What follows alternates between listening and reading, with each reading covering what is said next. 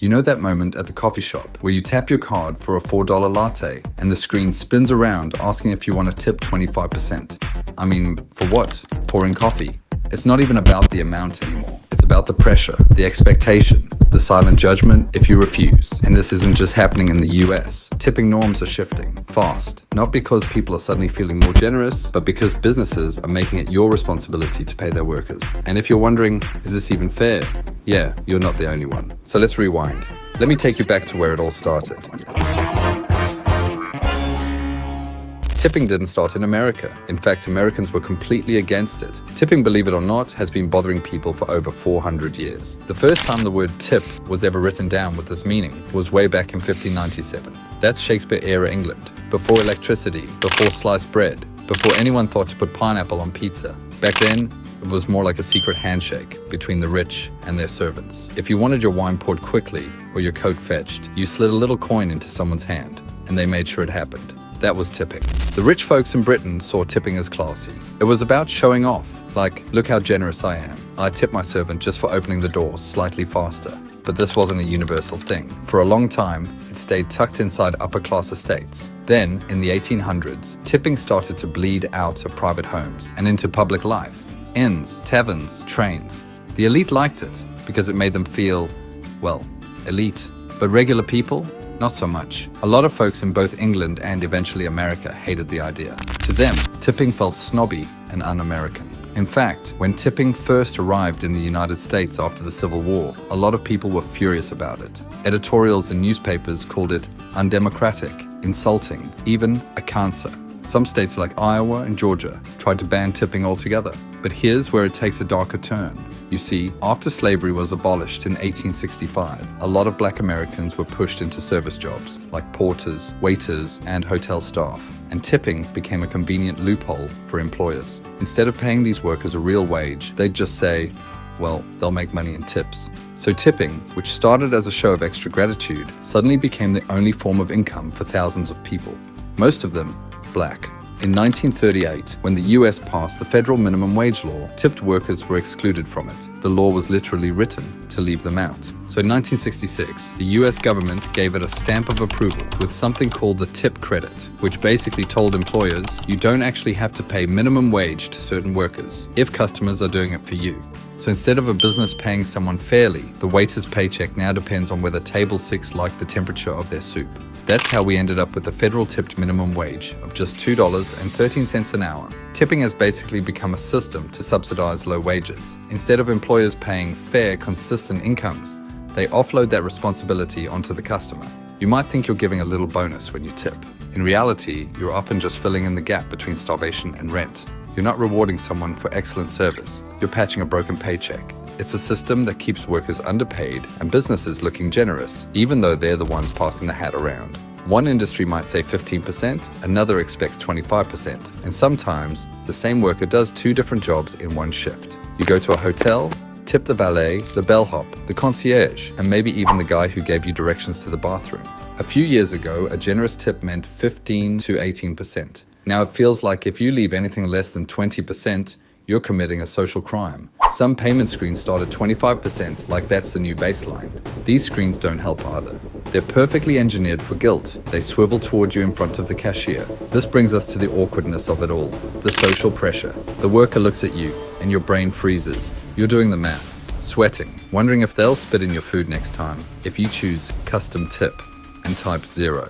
You came in for a smoothie, and now you're stuck in a psychological standoff. Sometimes the person you're tipping isn't even the one doing the service. It's just some shared pool or a faceless algorithm that splits things randomly. So now you're guilt tipping a system you don't even understand. And then there's the weirdest part. We're tipping for things we never used to. Now you're tipping at drive-thrus, takeout counters, airline check-ins, and self-checkout machines. And this isn't just a joke anymore. It's completely watered down what tipping used to be about. It was supposed to be a way to say, thanks for going above and beyond. Now it's, thanks for existing. Here's 30%. And what's more frustrating is this. None of it even guarantees better service. There are actual studies, like one from Cornell, that show giving great service only increases tips by about 1%. Meanwhile, things like how attractive you are, how much eye contact you give, your race, gender, or even the weather, those can change the tip more than the job you did. It's a system built on performance, but it rewards completely random stuff. You could be the best waiter on earth, but if your customer's in a bad mood or just cheap, tough luck. There's no guarantee, no fairness. And speaking of fairness, let's talk about how tips are sometimes automatically included in your bill and hidden.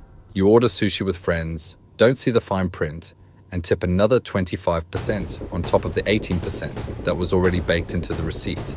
You just paid nearly half your meal in gratuity. And because it's not always disclosed clearly, customers double tip without realizing it. Sometimes it's even preset and grayed out. You literally have to opt out of tipping extra. But how many people actually check for that?